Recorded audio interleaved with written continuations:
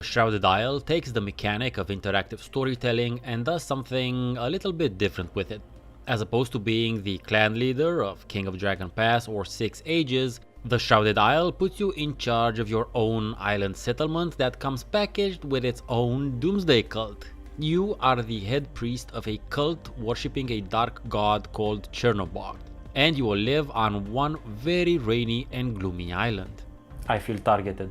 Your job is to purge the community of sinners in preparation for the awakening of your dark god, which is prophesied to happen in 5 years. You must undertake this glorious mission while at the same time not antagonizing the community for your harsh but soul-saving efforts. The setting's backstory is offered at the beginning of the game when the intro slides tell us this community has been living on the island for the past 495 years, and now it's rapidly approaching the 500-year mark that has been prophesied to be the moment when Chernobog awakens. You'll be taken over as the cult's head priest for these last 5 years. As far as my research has taken me, which honestly isn't that far since there is not that much information on him. Chernobog refers to a Slavic deity and the name literally means black god. Apparently an ancient Slavic version of Satan. You know, a bad god that makes bad shit happen.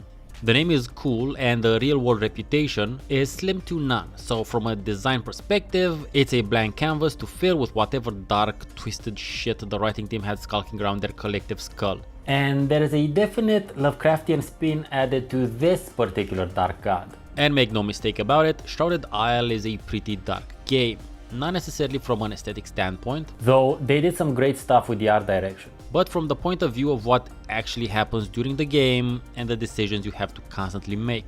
In order to ensure the awakening of Chernobog, you must enforce the 5 belief markers upon your flock, these being ignorance, fervor, discipline, penitence, and obedience. And there are 5 corresponding aristocratic houses on the island which represent and enforce each of these. You must choose an advisor from each house every season and keep the aforementioned components to a satisfactory level. Your reputation with each house is also important to consider, and it will rise or fall depending on some of your decisions and whether or not you use their advisors. Each house member has 2 traits. A virtue. No, thank you, child, I'm fasting. Meaning one that boosts one of the 5 markers and a vice. Something that decreases one of the 5 markers. As such, they are 2-sided swords, all of them, as long as you use them. And you need to use at least 1 per month. You'll get a mix of results, because you see, you don't know what these traits are from the get-go. In order to find them out, you need to either use the advisor and find out through subsequent uses what they're good and bad at, or engage in a series of family inquiries which are limited for each month and generally come at a cost of reputation with the family. So either way you go with, you will lose some resources during the process. You need to do this detective work because at the end of each season, you must sacrifice one of your advisors to your dark god. Yes, human sacrifice is the main gameplay mechanic in this game.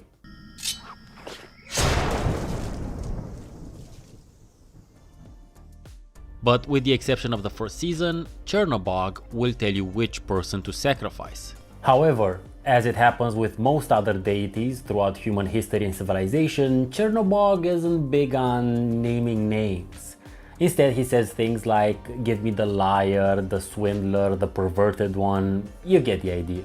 So this is why you need to investigate your advisors till you get to the bottom of their traits. Because there are usually 3 layers of traits till you reach the true one, the one which Chernobog asks for. But you see, the true moral ethical problem isn't necessarily the human sacrifice. Which is some dark stuff, don't get me wrong. It's the fact that you must sacrifice someone at the end of each season, regardless whether that person is the one Chernobog asked for. And that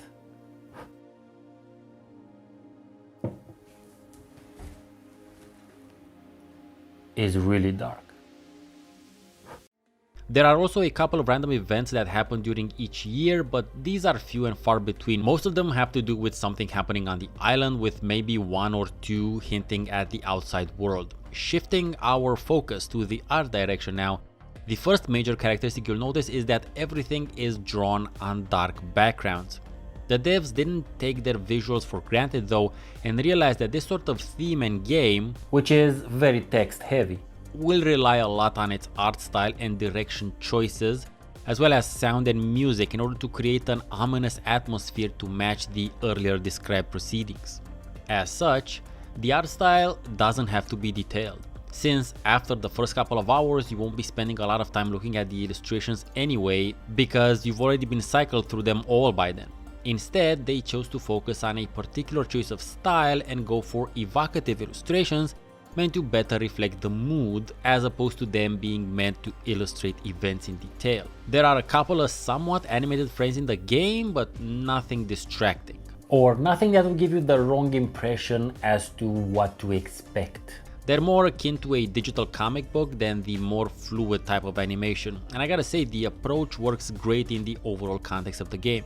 You can also see a more than slight manga influence in the art style, though I have to hand it to the illustrator for never drawing character eyes. This might be due to several factors. One could be related to the choice of art style itself. In manga, eye shape is a clear hint as to a character's allegiance. Usually, good characters will have big rounded eyes, while the villains will have the much sharper, pointier eyes.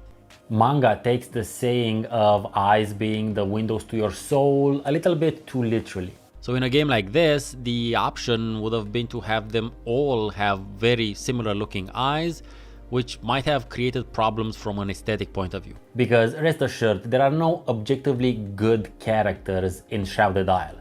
They're all fucked up in the head somehow. I mean, they're members of a death cult. This might be due to either inbreeding or the type of society and culture they were brought up in. But that's neither here nor there. On this note, maybe the devs didn't want the characters to have eyes, so you'd feel less bad about regularly sacrificing them. We humans have evolved to take eyes and eye contact very seriously. We have poetry, songs, and sayings relating to them, so maybe it was a decision on the dev side of things to allow the player a bit less cognitive dissonance due to the inhuman acts they have these people engage in, as well as the ones the player perpetrates upon them. The other reason might be a more practical one. Maybe the illustrator is simply really bad at drawing eyes and chose to forego them and then spawn it as a stylistic choice. I, for one, could never ever actually draw a passable human hand. So I don't find it that implausible for other people to have issues illustrating other parts of the human body. But theorizing and joking aside, it was most likely a conscious design decision that resulted in a particular mood that works great. As a bit of an addendum to stylistic choices, the devs also allow you to change the color of the interface. Technically, it's a small thing, but in a game that is pretty much limited to showing you the same few screens over and over, it's a nice extra feature to have. The soundtrack is super solid and works great to complete the atmosphere, and I have to say, I was quite surprised to hear it, because it's a much more modern sound than I would have expected.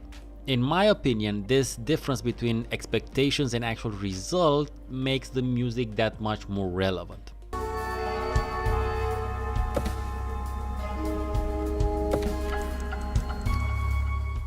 But what about the outside world?